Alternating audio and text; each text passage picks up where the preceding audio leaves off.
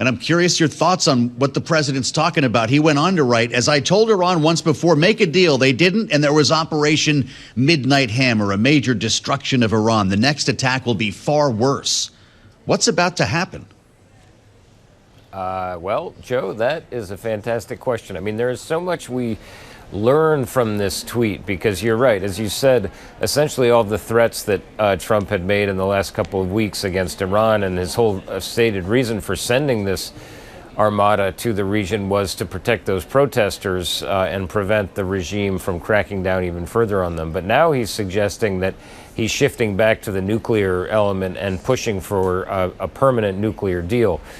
So what that tells me is that there is a lot of credence we should be giving to these reports and indications we have that there's a lot of diplomacy going on in the region. We know Iran wanted to resume some of the negotiations and restart talks with the United States after those June attacks basically suspended any talks on its nuclear program. So it does seem like there's some sort of tentative thing happening here where there is a potential for a new round of conversations. And then you have Trump falling back into his very familiar role of carrots and sticks. Obviously, you can't get a much bigger stick than the threat of another U.S. military attack. So whether something is imminent, I mean, that certainly is the suggestion. Wouldn't be surprised after Venezuela, but at this point, we're just still very much in a wait-and-see mode.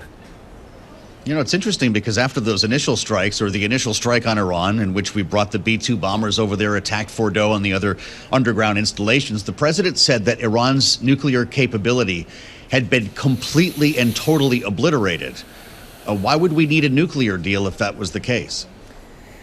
Well, it's a great question that the Iranians are also asking, because, of course, they say they never intended to have a nuclear weapon, and this nuclear program was for peaceful purposes only. Obviously, a lot of skepticism about that, though U.S. intelligence had also determined that Iran was not making a breakout for the bomb.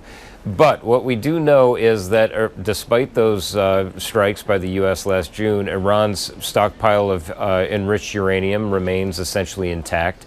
And we had the UN nuclear watchdog, the IAEA, essentially saying a few days ago in an interview with Bloomberg, actually, that they could restart their program. It might take a little while, but the ability to do that had not been totally taken off the table. So obviously, take the president's argument that the nuclear program had been completely obliterated with a grain of salt.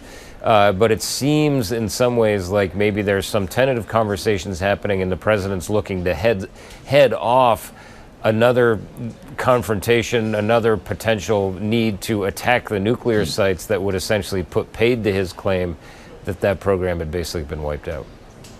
Got it. Fascinating. In our remaining moment, Nick, the president says this armada is bigger than the one we had off the coast of Venezuela. Should we expect a blockade of oil tankers? And is it actually larger? The Jerry Ford's the biggest aircraft carrier in the world. Well, Pentagon has not actually disclosed numbers, so we can't really say whether this flotilla is actually bigger. But, the thing with this administration is they have so pushed beyond the bounds of what we would have normally expected. I mean, that attack on Venezuela, capturing Maduro, essentially rewrote the rules of the game in a lot of ways. So with that in mind, it's hard to rule anything out, whether it's an attack or a potential blockade, to really put the squeeze on Iran's oil trade, particularly with China, where they gain a great deal of revenue.